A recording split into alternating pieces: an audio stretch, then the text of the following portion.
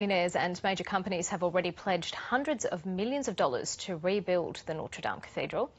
So why has this tragedy caused such an outpouring of support from wealthy philanthropists?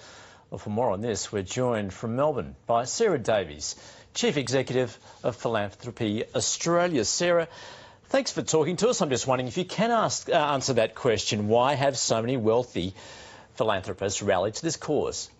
Well, I think that's a great question, Andrew. And look, I think three comments. The first one is actually about a really important, valuable characteristic of philanthropy, and that is its freedom. So, philanthropy is our personal resource, our personal wealth given freely to support the things that we're passionate about and that we care about. And what's really important about that is that philanthropy is not tied to prevailing policy or trends. So that kind of pluralistic approach of being able to respond to what we care about is a very valuable characteristic. So, this instinctive generosity is really fabulous to see. But I think it raises a couple of questions. The first question for me that it raises is this has clearly provoked a very passionate and emotional, generous, immediate response, which I think should be celebrated in terms of our willingness to get involved. But I am a bit concerned as to why perhaps disasters that deal with human suffering, such as, the millions of people who've been displaced globally due to natural disaster or conflict or violence, hasn't generated that same kind of response. And I kind of wonder if we've become a bit numb to human suffering and human catastrophe, whereas clearly this has provoked, passion and emotion so quickly.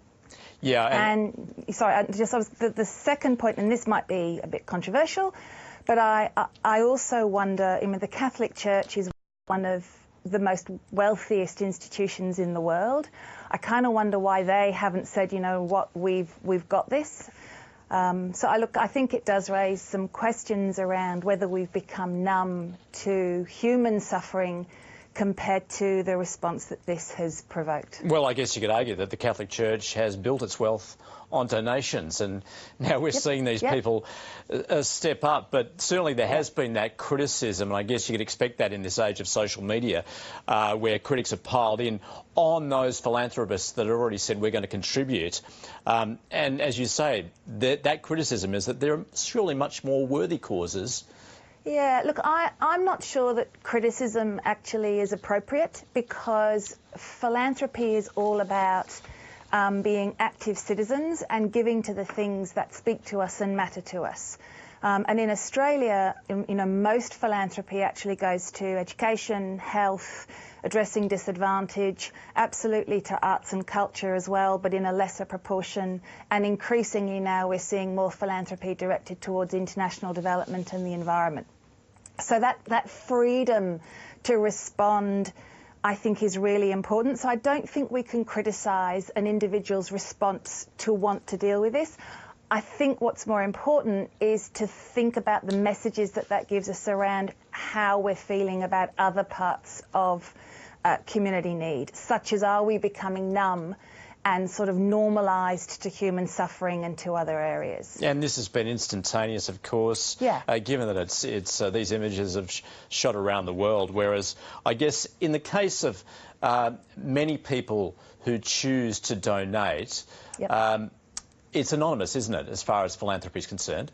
Oh, look, it doesn't have to be, no. I think, that's an individual choice. And I think there are, a couple of important components around this. Whether somebody wishes to be anonymous or not is absolutely up to them, and I think that is quite appropriate. So many choose not to be anonymous and many choose to be. I think the question, though, of transparency is a different issue, and certainly from Philanthropy Australia's perspective, transparency and accountability around giving, particularly where there are tax concessions and tax deductions involved, is really important. And so having in Australia, for example, a national regulator, the Australian Charities and Non-Profit Commission, is really important. Having transparency and accountability to ensure kind of ethical and legitimate practice is really important. So I think privacy and anonymity, if that's what a donor wants, is absolutely appropriate. But transparency around where the money goes and what it's used for, I think, is a different issue, and we need to increase transparency and accountability. Were you surprised this issue became, momentarily at least, an election issue yesterday? Look, yes and no, in that, you know, I think anything that provokes an analysis of where our resources goes in an election period is quite relevant. What I think is important about this for our election is that actually in Australia philanthropy is very small. So we've seen this huge response to Notre-Dame and very generous response. And what we would really like to see in Australia is growing philanthropy and growing giving.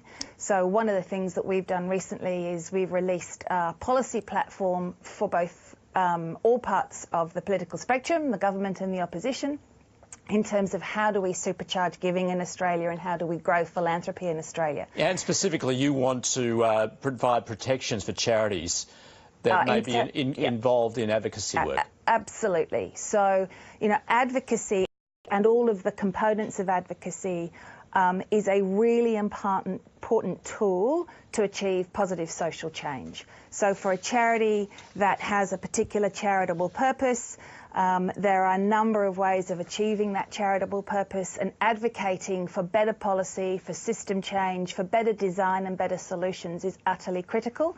And we have seen in Australia in the last couple of years, I think, an intent to sort of diminish dissenting voices when we talk about policy and system change, and I think that's very dangerous. So absolutely we need to protect charities' rights to advocate for their charitable purpose. Sarah Davies from Philanthropy Australia, thanks for joining us. Pleasure, thank you. We just want to bring you